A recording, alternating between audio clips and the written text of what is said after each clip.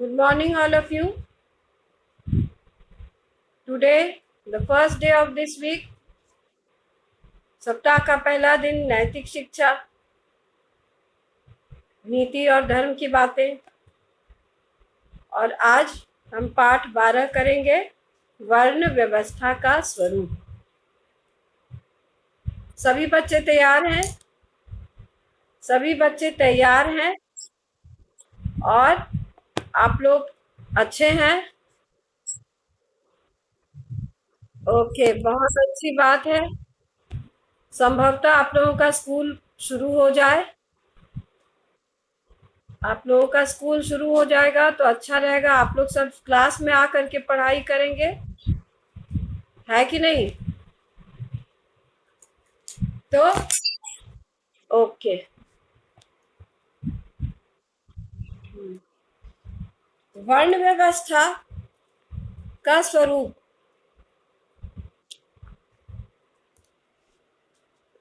वैदिक जीवन में मनुष्य की सामाजिक तथा व्यक्तिगत उन्नति को ध्यान में रखकर दो प्रकार की व्यवस्था का निर्माण किया गया था।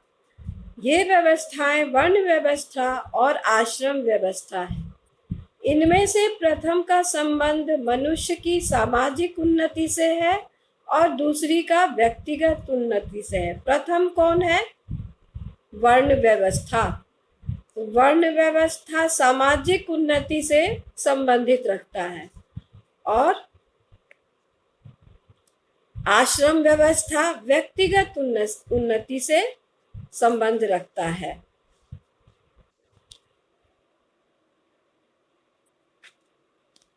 तो हम पाठ देखेंगे। ये थोड़ा सा हेजी आ रहा है।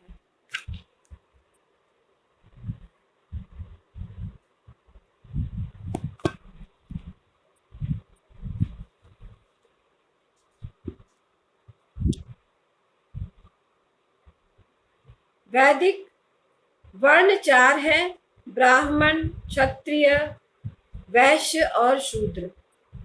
वर्ण व्यवस्था गुण, कर्म, स्वभाव अनुसार होती है, जन्म से नहीं।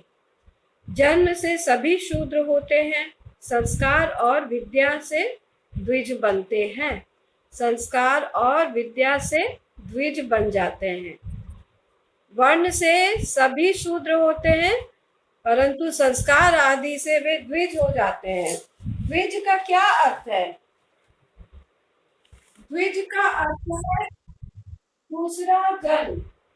दूसरा जन्म, द्विज का अर्थ है दूसरा जन्म। तो जन्म से सभी व्यक्ति द्विज क्या होते हैं?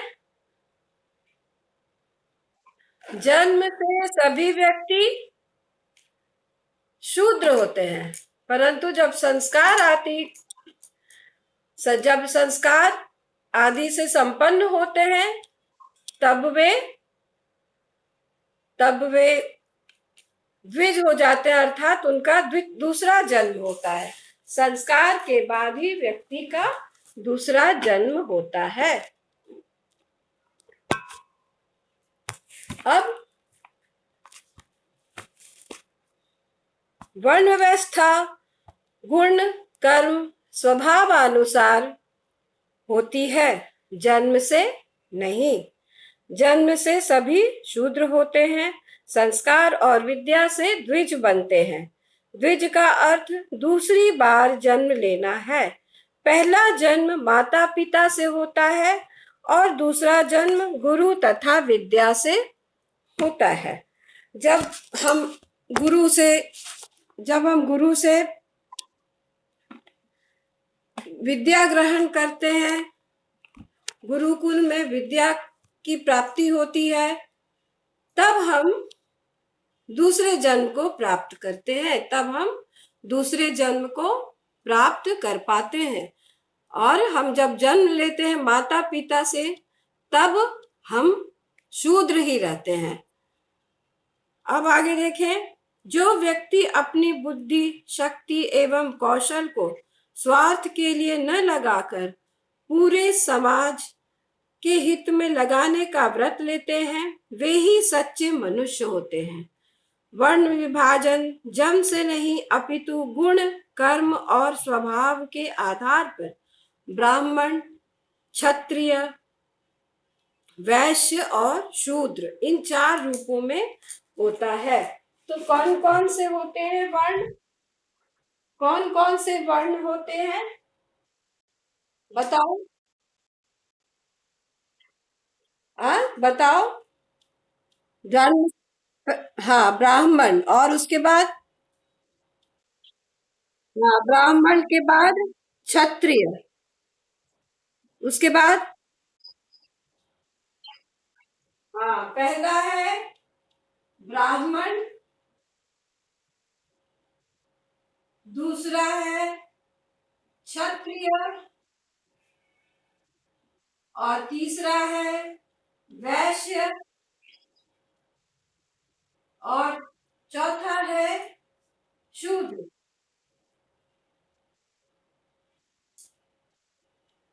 समाज, पुरुष रूपी समाज के, पुरुष रूपी समाज को अंगों में विभाजित किया गया है। पुरुष रूपी समाज को अंगों में विभाजित किया गया है। तो समाज का मुख क्या है? ब्राह्मण। बाहु क्या है? क्षत्रिय। वैश्य क्या है? उदर। और शूद्र क्या है? पैर, चरण, हाँ पाव। तो ये समाज रूपी पुरुष के 4 भाग हैं। ठीक है। उसके बाद है चातुर्वर्ण्यम मया सृष्टम गुण क्रम कर्म विभागशः। तो अर्थात चारों वर्णों की सृष्टि गुण कर्म के विभाग पर आधारित है। चारों वर्ण की सृष्टि किसके पर आधारित है? गुण और कर्म के पर आधारित है ये चारों वर्ण। गुण कर्म के के ऊपर आधारित है, आधारित है ये वर्ण। जन्म से कोई ब्राह्मण, कोई क्षत्रिय, कोई वैश्य और शूद्र नहीं है। गुण और कर्म के ऊपर आधारित है ये वर्ण। देखो कितना उन्नत था हमारा संस्कार, हमारे ग्रंथ, हमारे जो भी शास्त्र है उनमें कितनी उन्नत और विकसित विचारधारा होती थी। आज हमारी विचारधारा इतनी संकीर्ण हो गई है, लेकिन देखो ये कितना विस्तृत और उन्नत था। समाज में हमारा जो इतिहास है, जब बाहर से लोग आने लगे, जब हमारे देश में आक्रमण करने लगे, अपनी सभ्यता से हमारे ऊपर उसको लादने लगे, तो हमारा जो मूल शास्त्र, ग्रंथ, संस्कार सब कुछ दबता गया, पीछे धूमिल होता गया। स्त्री पर अंकुश, स्त्री के विद्या ग्रहण पर अंकुश, भेदभाव, ऊंच नीच, छोटा बड़ा सब कुछ पर नियंत्रण होने लगा। और मूल रूप से हमारा जो संस्कार है वह बहुत उन्नत, विकसित, विकासशील और उच्चतर था। ठीक है, हम आगे पढ़े तो ये किसमें कहा गया है? सोच लो, गीता में, हमारे राष्ट्रीय ग्रंथ में ये कहा गया है कि चातुर्वर्ण्यम मया सृष्टम गुण कर्म विभागशः। 4 वर्ण मेरे द्वारा बनाए गए हैं। और किसके आधार पर बनाए गए हैं? वे बनाए गए हैं गुण और कर्म के आधार पर। जो द्विज नहीं बन पाते वे शूद्र रह जाते हैं। जिनका दूसरा जन्म नहीं हो पाता है वे क्या होते हैं? वे शूद्र बन जाते हैं। दूसरा जन्म अर्थात संस्कार आदि उनमें जब नहीं आता है तो वे क्या बन जाते हैं? शूद्र बन जाते हैं। वे केवल मोटा काम ही कर सकते हैं। यदि सारे समाज को शरीर की तरह से मान लिया जाए तो उसमें ब्राह्मणों का स्थान मुख का है, क्षत्रिय इस शरीर की बाहु है, वैश्य उरु है, और शूद्र पैर है। यही बात वेद में कही गई है। तो गीता में भी कही गई है और वेद में भी कही है। ब्राह्मणो अस्य मुखम आसीद बाहु राजन्य कृतः उरु तदस्य यद्वैश्यम पदभ्याम शूद्रो अजायत। हमारे शरीर की पांचों ज्ञानेंद्रियां मुख भाग में स्थित हैं। कानों से हम सुनते हैं, त्वचा से सर्दी गर्मी कोमल कठोर चिकना खुरदरा आदि स्पर्श करते हैं। आंखों से सफेद रंगीन ऊंचा नीचा बड़ा छोटा सीधा टेढ़ा आदि देखते हैं। रसना से मीठा खट्टा चटपटा और सब रसों का अनुभव करते हैं। नासिका से सुगंध दुर्गंध आदि का अनुभव करते हैं। पर मुख का यह भाग जो कुछ सुनता है छूता है देखता है चखता है या सूंघता है केवल मुख के लिए है, केवल मुख के लिए है। उसका लाभ वह सारे शरीर को देता है। इसी प्रकार समाज में जो लोग ज्ञान प्रधान है उसका उपयोग सारे समाज के हित के लिए करते हैं, वे ब्राह्मण कहे जाने योग्य हैं। तो वे ब्राह्मण किस लिए कहे जाते हैं? क्योंकि वे अपने ज्ञान से पूरे समाज को लाभान्वित करते हैं। जिस प्रकार से मुख से हम जो भी रसना से हम जो कुछ भी प्राप्त करते हैं, हम मुख से जो भी भोजन आहार ग्रहण करते हैं वह हमारे पूरे शरीर को प्राप्त होता है। उसका उसका जो भी फल होता है वह पूरे शरीर को प्राप्त होता है। तो उसी प्रकार से ब्राह्मण जो होते हैं वो समाज के सभी भागों को सभी वर्णों को अपने ज्ञान से प्रकाशित करते हैं, प्रेरित करते हैं और मार्गदर्शन करते हैं। ज्ञान पाने के लिए तपस्या और साधना करनी पड़ती है। इस प्रकार ब्राह्मण लोग तपस्वी और साधक होते हैं। हमारे शरीर में भी सबसे तपस्वी साधक निर्लोभ मुख ही है। सारे शरीर को हम कीमती वस्त्रों से जुराब जूता से सजा कर रखते हैं, किंतु मुख वाला भाग नंगा रहता है। सर्दी गर्मी धूप छांव ऐसे ही सहन करता है, पर यह भाग सबसे ऊपर है, सबसे अधिक इज्जत वाला है। ब्राह्मण को भी समाज में सबसे अधिक सम्मान दिया गया था। क्षत्रियों को समाज में बाहुओं का स्थान प्राप्त है। बाहु शरीर की रक्षा करते हैं। सिर से पांव तक शरीर में कोई स्थान ऐसा नहीं जहां रक्षार्थ हमारी बाहुएं नहीं पहुंचती। सिर पर पड़ने वाले पत्थर को हाथ ही रोकते हैं और पैर में लगे कांटे को भी वे ही निकालते हैं। शरीर पर पड़ने वाली लाठियों की चोट को भी तब तक रोकते हैं जब तक वह स्वयं टूट नहीं जाते। इस प्रकार समाज में शक्ति संपन्न ऐसे लोग जो अपनी शक्ति का प्रयोग स्वार्थ के लिए न करके पूरे समाज के हित में करते हैं वे क्षत्रिय हैं। तो क्षत्रिय ब्राह्मण क्या करते हैं बताइए? ब्राह्मण क्या करते हैं?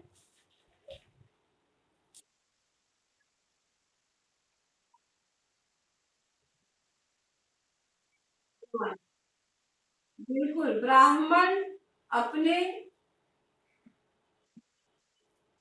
अपनी साधना ब्राह्मण अपनी साधना से अर्जित अपनी साधना से अर्जित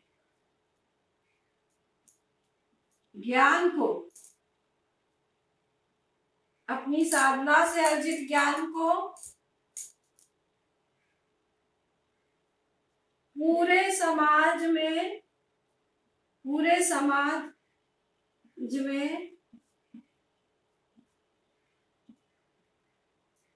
व्याप्त करते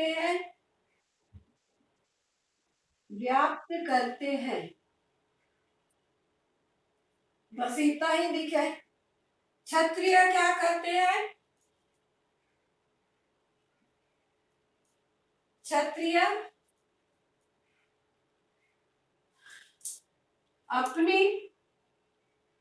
अपने पौरुष से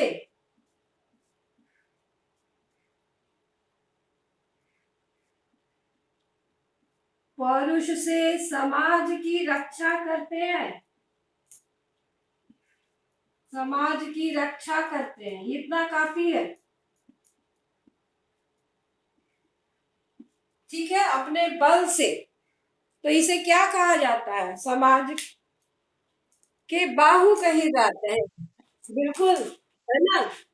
अपने पौरुष से समाज की रक्षा करते हैं। ठीक है, तो क्या है? वो हाथ है। जब कभी हमारे शरीर पर प्रहार होता है तो हमारा हाथ उठता है हमारे अपने शरीर की रक्षा करने के लिए। उसी प्रकार से क्षत्रिय भी हमारे समाज के बाहु समान है। और जब हमारे हमारे देश को या हमारे समाज को हमारे सीमाओं पर शत्रु आक्रमण करते थे तो क्षत्रिय आगे बढ़ करके समाज को सुरक्षा देते थे।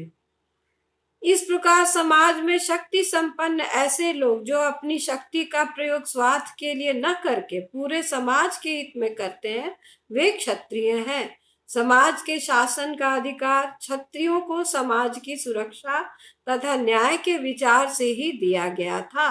सच्चे क्षत्रियों द्वारा ही भूमि पर सुरक्षा तथा न्याय की व्यवस्था बनी रह सकती है।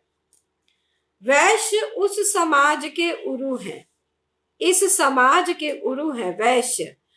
पेट और कमर इसी भाग के अंतर्गत है। शरीर का यह भाग अन्न जल वायु ग्रहण करता है और उन्हें रस और जीवन शक्ति बनाकर रुधिर के द्वारा सारे शरीर में पहुंचाता है। उसी प्रकार सारे समाज को सुखी समृद्ध बनाने का जिन्होंने व्रत लिया है वे वैश्य हैं।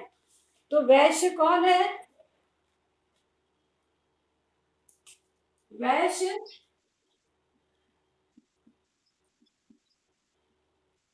समाज को सुखी समृद्ध बनाने वाले, समाज को सुखी समृद्ध बनाने का भार वैश्य ने ही लिया है। वैश्य ने लिया है। उनका लालन पालन, उन्हें खाना पीना वस्त्र, पूरे समाज को भोजन देने की जिम्मेवारी किसकी है? वैश्य की। पूरे समाज के सुख समृद्धि की जिम्मेदारी किसकी है? वैश्य वर्ण की। अब हम चौथा भी देखते हैं। चौथा कौन है? शूद्र का कार्य समाज की सेवा करना है। इसके बिना समाज चल ही नहीं सकता। शूद्रों के बिना समाज नहीं चल सकता। वे ही पूरे समाज का, समाज रूपी शरीर का भार अपने ऊपर वहन किए हुए हैं। वो पैर जो शूद्र जो पैर होते हैं, हमारा पांव पूरे शरीर का भार स्वयं पर लिए रहता है, भार सहन करता है। तो ये शूद्र का कार्य समाज की सेवा करना है, परंतु सेवा करना नहीं, वे पूरा भार उस शूद्र के कंधे पर है, समाज का भार। ठीक है, आगे हम लोग पढ़ते हैं इसको। वैश्य इस समाज के उरु हैं। अच्छा, आगे देखे, कुछ खाया जाता है वह सभी पेट में पहुंचता है, किंतु पेट उसे अपने पास न रखकर पाचन क्रिया द्वारा शरीर के सभी अंगों में पहुंचाता है। होठों को मुलायम बनाए रखने, हड्डियों को मजबूत करने और पैरों में वेग प्रदान करने का दायित्व पेट का है। इसी प्रकार वैश्य भी अपने साथ अन्य 3 वर्णों के पालन पोषण का दायित्व संभालता है। जो लोग अपने गुण कर्म और स्वभाव के अनुसार द्विज नहीं हो सके वे शूद्र रह जाते हैं। पर समाज के लिए शूद्र भी उपेक्षणीय नहीं है, अर्थात उनकी उपेक्षा नहीं की जा सकती है। उनको उनको यह नहीं समझा जा सकता है कि वो तुच्छ है। वे बिल्कुल भी तुच्छ नहीं है, उनकी उपेक्षा नहीं की जा सकती है। ठीक है, आगे, उन्नत समाज में शूद्रों की खुशहाली का ध्यान अधिक रखा गया है। पैर सारे शरीर का बोझ उठाते हैं, उसे एक स्थान से दूसरे स्थान पर पहुंचाते हैं। वे गड्ढे में भी गिरा सकते हैं और पर्वत के शिखर पर भी ले जा सकते हैं। मस्तिष्क के नियंत्रण में रहने वाले पैर कभी पतन का कारण नहीं बनेंगे। अतः सिर पैरों में झुककर बड़ों के प्रति कृतज्ञता प्रकट करता है। उपनिषद में शूद्र वर्ण को पालक कहा गया। यह प्रश्न बहुत आता है कि उपनिषद में शूद्र वर्ण को क्या कहा गया है? पालक। ठीक है, पालने वाला। पालक मतलब पालने वाला। ठीक है, तो उपनिषद में कहाँ कहा गया है शूद्र को?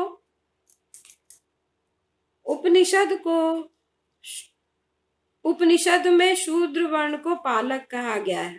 पृथ्वी पालक है, माता पालन करती है, उन्हें भी शूद्र कहा गया है। माँ और पृथ्वी का अनादर कौन कर सकता है? शूद्र का अर्थ है सेवा। शूद्र का अर्थ क्या है? सेवा। ओके, आभा, अभिजीत, अदिति सिन्हा, आदित्य कुमार, अनामिका कुमारी, अनन्या सिंह, आरव कुमार, आशीष कुमार, हर्षराज, जगत किशोर, कुशाग्र कश्यप, मीनल, पीयूष, प्रियांशु, रोहित कौंडिल्य, रुद्र कौशिक, साहिल कुमार,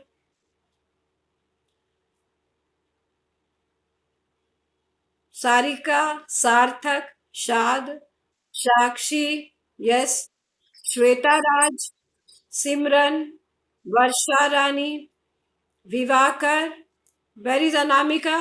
देर इज अनामिका नहीं है। विवाकर, सिमरन, वर्षा रानी। ओके,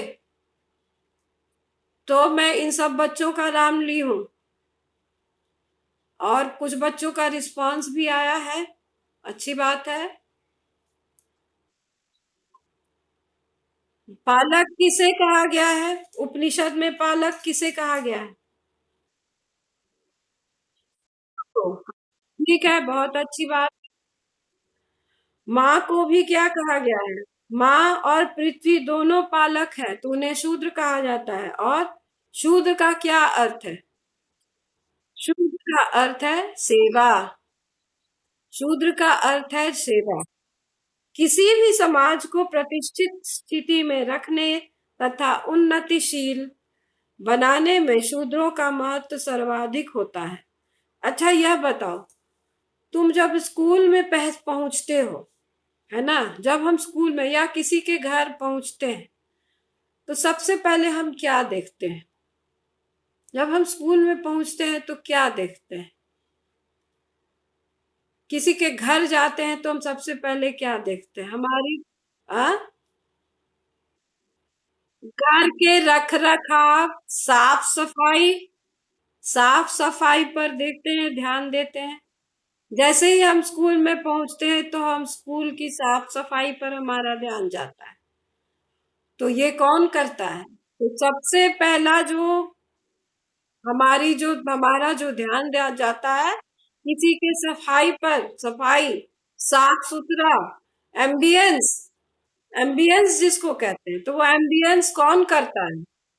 एम्बियंस क्या ब्राह्मण करता है या क्षत्रिय करता है या वैश्य करता है? नहीं, वो जो शूद्र होता है वही साफ सफाई।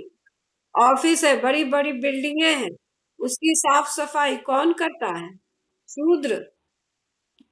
तो ये बहुत ही ये बहुत ही आवश्यक है हमारे समाज के लिए। इनके बिना समाज की कल्पना नहीं की जा सकती है। आज के समाज में जन्मगत किसी भी समाज को प्रतिष्ठित स्थिति में रखने तथा उन्नतिशील बनाने में शूद्रों का महत्व सर्वाधिक होता है।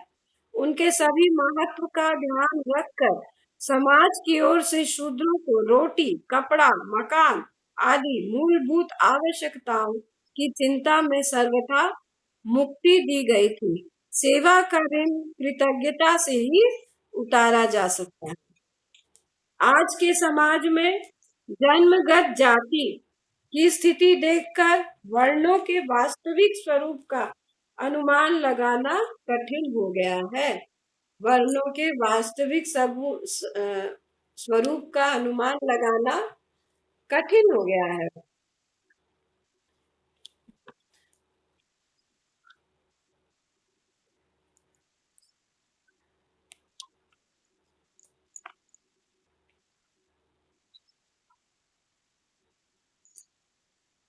ये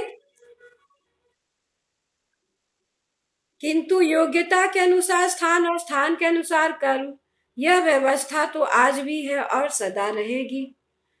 समाज व्यवस्था गुण, कर्म और स्वभाव के अनुसार है और रहेगी।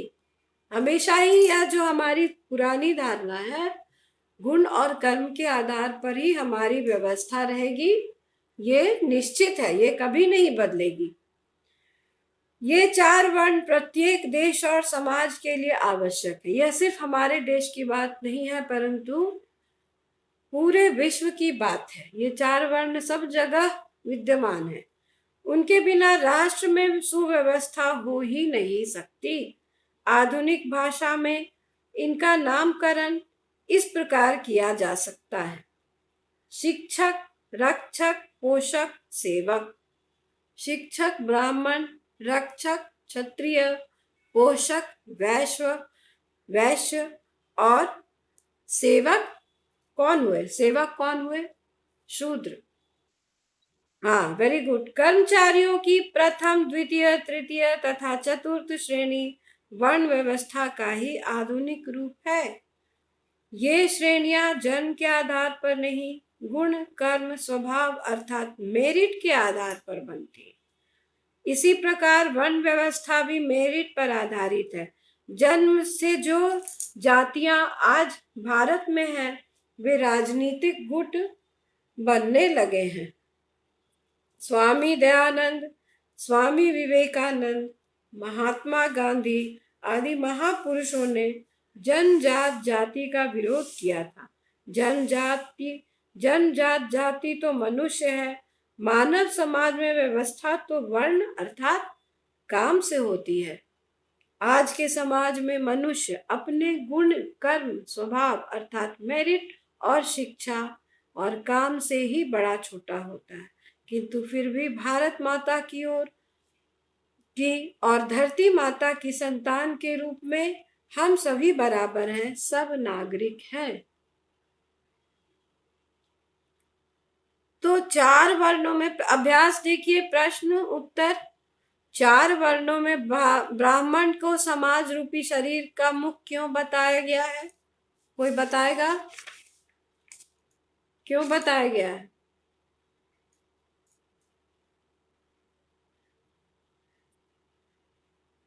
क्योंकि मुख का भाग, पूरे हम शरीर को ढकते हैं, पूरे शरीर को साज सज्जा करते हैं और मुख का भाग बिल्कुल खाली रहता है। तो यही पूरे समाज का प्रतिनिधित्व करता है और यह ज्ञान का स्रोत है।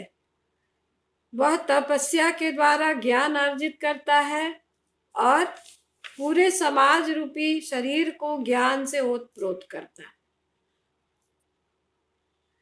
अब आगे हम देखें, सभी वर्णों के भरण पोषण का दायित्व किस वर्ण पर है और इस वर्ण के लोग इस दायित्व का निर्वाह किस रूप में करते हैं? सभी वर्गों के भरण पोषण का दायित्व किस पर है? वैश्य पर है। और वे किस प्रकार से करते हैं? वो किस प्रकार से इस कार्य को पूरा करते हैं?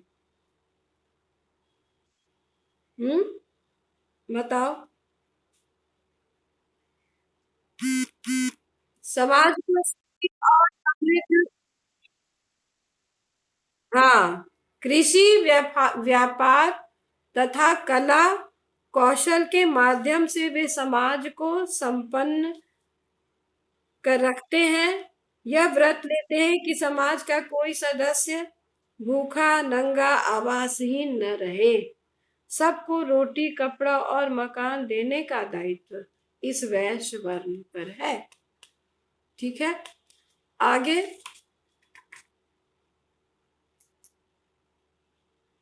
समाज की गति और स्थिति से क्या अभिप्राय है? इसको बनाए रखने में शूद्र वर्ण किस प्रकार सहयोग देता है?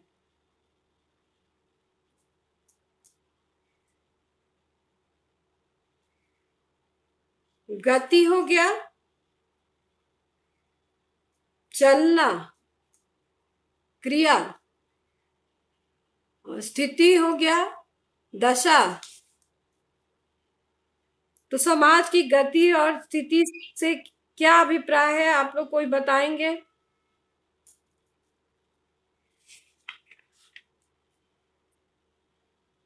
समाज की गति अर्थात समाज चल पाता है शूद्र के कारण ही, और उसकी स्थिति भी अच्छी रहती है शूद्र के कारण ही। तो समाज की गति और स्थिति शूद्र वर्ण पर ही टिका हुआ है। इसका अर्थ यही है। इसका हम अब उत्तर आज सोच रहे हैं कि इसको लिख करके ही भेज देंगे। ठीक है स्टूडेंट्स? हाँ, क्योंकि ये थोड़ा सा कंफ्यूजिंग भी है, तुम्हें नहीं हो पाएगा तो लिख करके मैं भेज दूंगी। क्षत्रियों की समाज में क्या भूमिका है वो तो जानते हो, समाज की रक्षा करते हैं। हाँ। हम्म। हाँ, रक्षा करते हैं, बिल्कुल। वन व्यवस्था का आधुनिक स्वरूप हो गया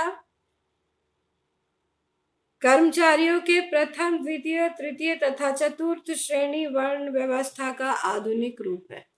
समझ गए? ये श्रेणियां जन्म के आधार पर नहीं अपितु गुण, कर्म, स्वभाव अर्थात मेरिट के आधार पर बनती। यही इसका आंसर है। वर्ण और जन्म जाति में क्या अंतर है? वर्ण जन्म जाति हो गया, जन्म से जो जाति होती है वह जन्म जाति हो गई, और वर्ण हो गया संस्कार आदि के द्वारा। अब जब दूसरा जन्म होता है तब वह वर्ण के अंतर्गत आता है। ठीक है, तो ये हो गया इसका प्रश्नोत्तर। मैं आप लोगों को लिख करके भेज दूंगी कल। ओके।